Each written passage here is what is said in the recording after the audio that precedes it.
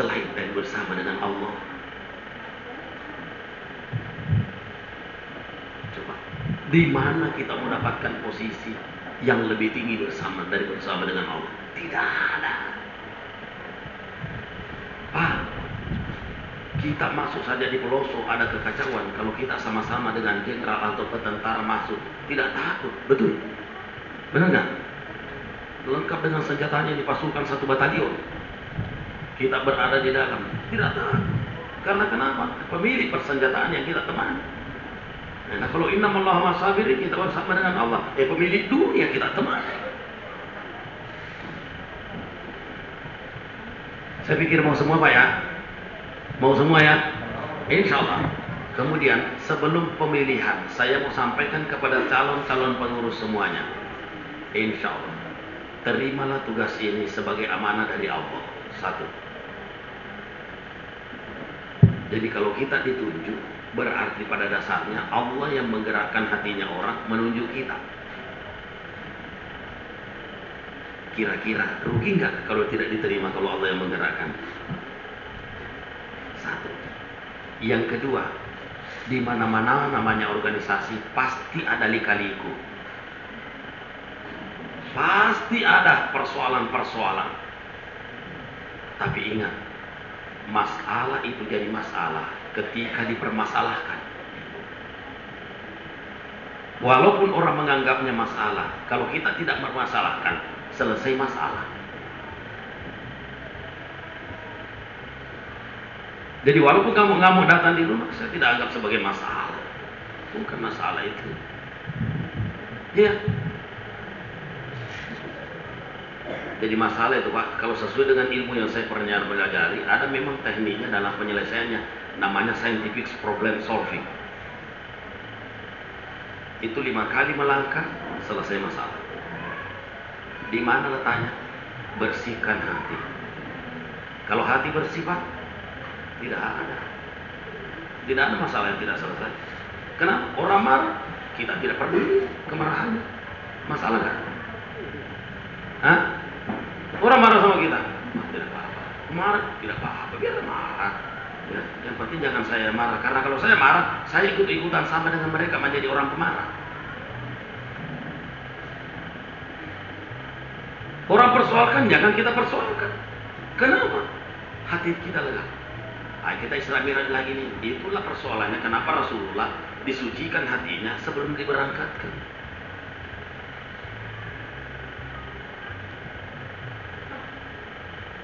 Itu salah satu rahasianya supaya kita menerima segala persoalan menjadi suci semuanya. Ya, suci itu apa? Kalau sekarang ini dia diibaratkan dengan sabun. Jadi biarpun yang kotor masuk di dalam, kalau sudah masuk keluarnya jadi bersih. Betul? Hah? Orangnya, jangan kau kasih masuk itu. Jadi pengurus, bahaya. Kenapa? Wah, terlalu suka mengkritik. Kita ini sabun, kasih masuk saja, laundry di dalam. Insya Allah mereka akan keluar menjadi bersih. Betul? Iya. Kira-kira kalau orang suka marah-marah sebegitu masuk, tidak ada yang memperdulikan kemarahannya. Kira-kira berapa hari dia mau marah? Tidak mempan. Betul nggak? Akhirnya keluar jadi bersih. Jadi mari kita bersama seperti dengan mesin cuci, punya sabun. Orang bawa daki berapapun keluarnya bersih, insya Allah, ya kan? Benar nggak?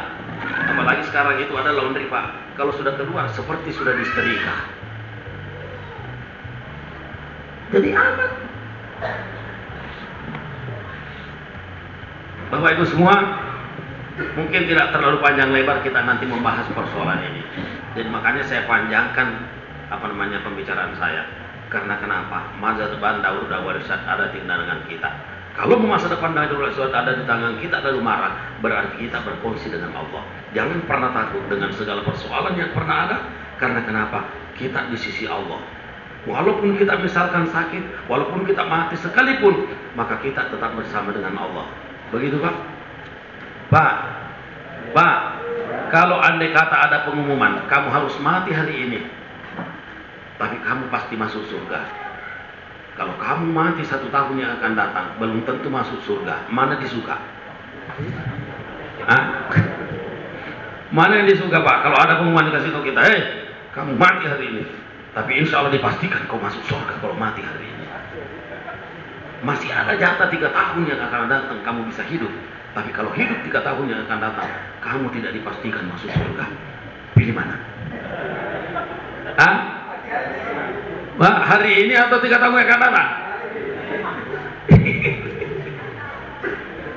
Jelas kan Pak? Iya. Jadi hadirin yang dirahmati oleh Allah Subhanahu wa taala. Apalagi kalau bangkrut hari ini, Allah menjamin kita masuk surga, apalagi kalau jangan. Dan insya Allah tidak ada orang yang mengurus agama Allah jatuh bangkrut. Karena kenapa? Allah malu kalau melihat orang yang mengurus agamanya bangkrut. Tidak ada itu Pak. Semua hadirin yang dirahmati oleh Allah Subhanahu wa taala. Saya pikir itu yang sempat saya sampaikan.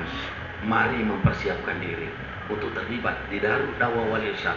Sekecil apapun kontribusi kita, ketika kita berada di dalamnya, maka insya Allah kapal Darul Da'wah wal Irsyad akan mengantarkan kita bersama masuk ke surga nanti, insya Allah. Amin. Terima kasih kepada kita semua. Kalau saya tanya, kira-kira siapkah kita jadi pengurus DDI? Mudah-mudahan malaikat mencatat yang paling bersemangat untuk ditempatkan, dibikin kameman tempatnya di surga. Siapkah kita untuk menjadi pengurus DDI? Alhamdulillah. Terima kasih. Saya akhiri dengan ucapan wabillahi taufiq wa da'wah wal irsyad.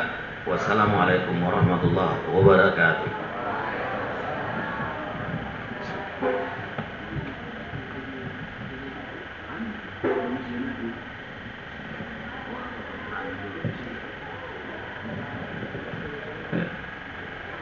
Bismillahirrahmanirrahim. Terima kasih Gurta atas wejangannya.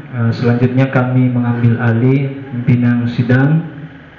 Selanjutnya masuk pada sesi laporan pertanggungjawaban sesuai dengan arahan dari Gurta untuk kita selesaikan PD-nya dulu, Gurta ya. Ayo. Maka untuk kesempatan untuk melaporkan laporan pertanggungjawaban masa pengurusan pengurus daerah 2020-2024. Dalam hal ini Ketua Pengurus Daerah mempercayakan kepada saya selaku Sekretaris Daerah untuk menyampaikan secara singkat. Oleh karena itu saya memohon izin pada kesempatan ini untuk Bismillahirrahmanirrahim. Kami atas nama pengurus daerah periode 2020-2024 pada kesempatan ini akan menyampaikan laporan pertanggungjawaban atas program kerja yang kami laksanakan selama periode tersebut.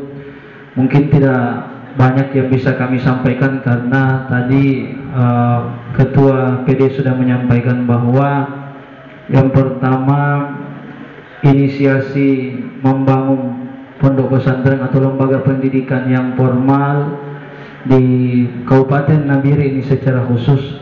Maka waktu itu kita diarahkan untuk membentuk organisasi daerahnya. Jadi itulah pintu kita. Maka program kerja kita pertama yang secara tidak langsung itu adalah menginisiasi. Jadi pengurus daerah PD dalam hal ini dan seluruh jajarannya secara tidak langsung mereka adalah orang-orang yang menginisiasi